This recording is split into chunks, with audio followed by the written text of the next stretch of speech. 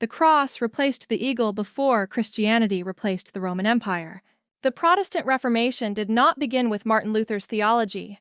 It began with the printing press spreading a new visual vocabulary, woodcuts, pamphlets, vernacular typography, that made the Church's Latin symbolic system feel foreign to populations that had always been subject to it. The French Revolution did not begin with the fall of the Bastille. It began with decades of Enlightenment-era symbolic production, the Liberty Cap, the tricolor, the new calendar, that made the monarchy's divine right symbolic vocabulary feel illegitimate to populations that had always accepted it. Every major narrative shift in recorded history was preceded by a symbol change, not followed by one, preceded. In 1988, cultural historian Lynn Hunt published The Family Romance of the French Revolution, a comprehensive analysis of the relationship between symbolic change and political transformation in the French Revolutionary period. Hunt's central finding, the political transformation of the French Revolution, was not the cause of the symbolic transformation that accompanied it. The symbolic transformation was the precondition for the political transformation. The shift in the symbolic vocabulary that made new political arrangements imaginable and old political arrangements illegitimate before the political transformation occurred. By the end of this video, you will know exactly how symbolic change precedes narrative shift, why the symbol is the most reliable leading indicator of social transformation in the historical record, and which current symbol changes are most likely to indicate the narrative shifts that your generation will live through. The symbol changes first. The world follows. Look at what is changing.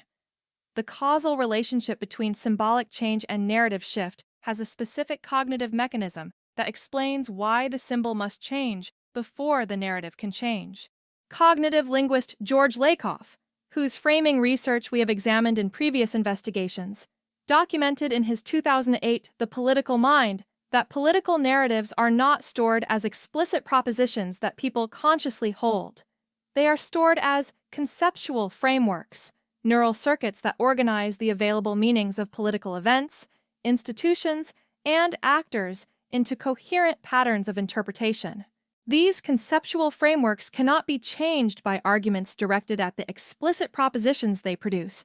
They can only be changed by sustained exposure to different symbolic inputs, different images, different language, different ritual practices, that gradually construct alternative conceptual frameworks in competition with the existing ones.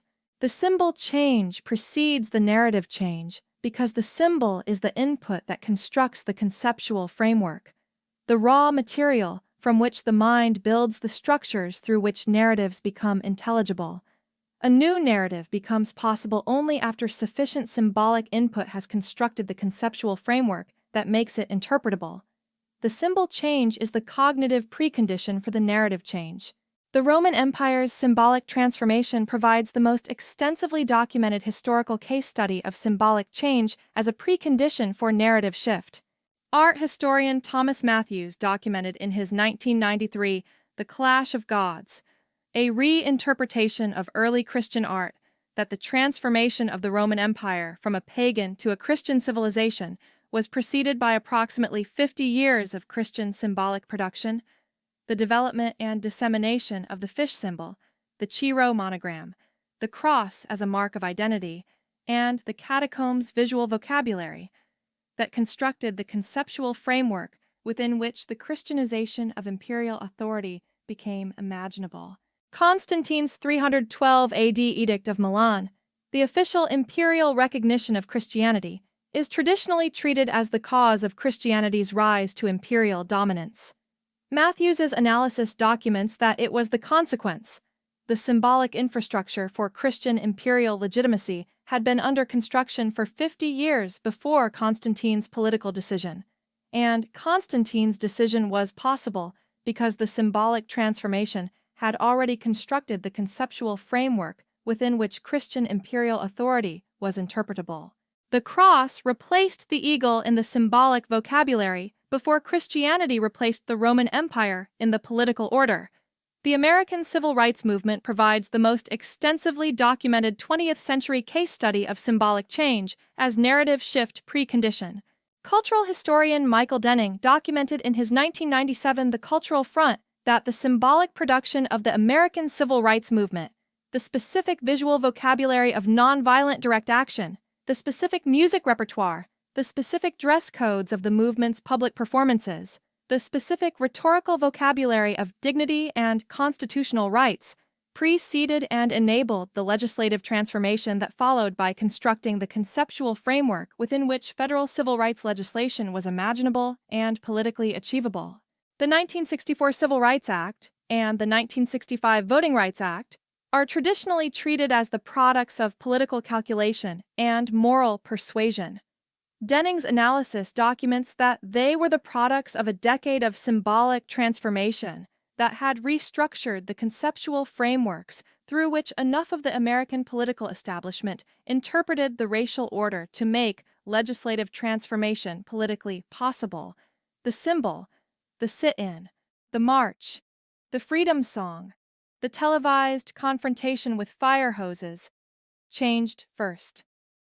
The legislation followed. Here is where the symbol change as leading indicator analysis produces a precise diagnostic for identifying narrative shifts in progress. The 5 symbol change categories that most reliably indicate an impending narrative shift are identifiable in the contemporary symbolic environment, and the most significant contemporary symbol changes are concentrated in 3 specific domains. Something is changing in the symbolic vocabulary right now. Here is what it indicates.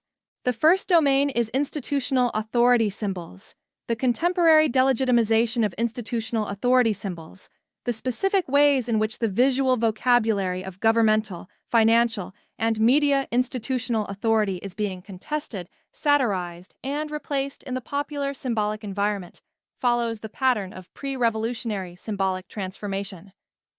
The symbols of institutional authority that are being most actively satirized, subverted, or replaced in the current symbolic environment are the institutional authorities whose narrative legitimacy is most at risk in the coming period. The second domain is identity symbols. The rapid transformation of the symbolic vocabulary of personal and group identity, the emergence of new identity markers, the contestation of existing ones, the development of new symbolic vocabularies for previously unmarked social positions, follows the pattern of pre-transformation identity symbolic production documented in the civil rights movement and the feminist and LGBTQ movements of the 20th century. The specific identity symbols currently being most actively produced, circulated, and contested are the identity formations most likely to achieve narrative legitimacy in the coming period. The third domain is technological authority symbols. The specific ways in which the visual vocabulary of technological authority is being constructed, contested, and transformed in the current symbolic environment indicate the narrative transformation that technological development is likely to produce. The AI industry's current symbolic production, the specific visual vocabulary it is developing for intelligence, agency, and beneficial assistance, is constructing the conceptual framework within which AI authority will or will not achieve narrative legitimacy. The pattern does not stop there. The most consequential contemporary symbol change is the transformation of the symbolic vocabulary of truth itself, the specific visual, aesthetic, and institutional markers that communicate that a specific piece of content should be treated as true. The crisis of institutional truth symbol legitimacy, the documented decline in the authority of the traditional markers of journalistic and scientific credibility, is the symbolic precondition for the most significant narrative shift that the contemporary period is likely to produce. If this investigation is worth continuing, signal it. The algorithm reads that as a vote for independent analysis. Here is the applicable lens.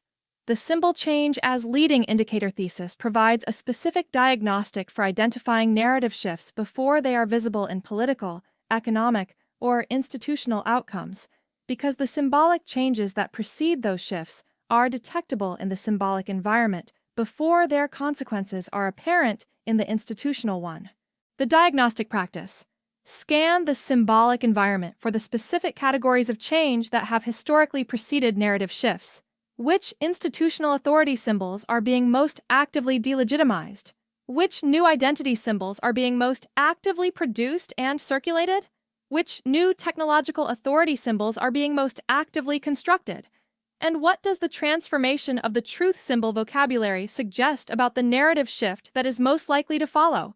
The answers to these questions are visible in the contemporary symbolic environment to anyone who knows what symbol changes to look for. The narrative shifts they indicate are not yet visible in the institutional environment, because the symbolic transformation precedes the narrative one. The next investigation examines exactly which specific contemporary symbol changes in each of the three domains, institutional authority, identity, and technological authority, most closely match the pre-transformation symbolic patterns documented in the historical cases, and what the pattern matching suggests about the narrative shifts most likely to emerge in the next decade. Subscribe so you are there when it publishes. The question is not whether every major narrative shift in history was preceded by a symbol change. Hunt's French Revolution analysis, Mathews' Roman Christian symbolic transformation research, and Denning's civil rights movement documentation all confirm that they were. The question is which symbol changes you are currently witnessing, and whether you recognize them as the leading indicators of what is coming. This investigation was produced with AI-assisted research tools and human editorial oversight. All claims are grounded in documented historical and institutional sources. Transparency is part of the methodology.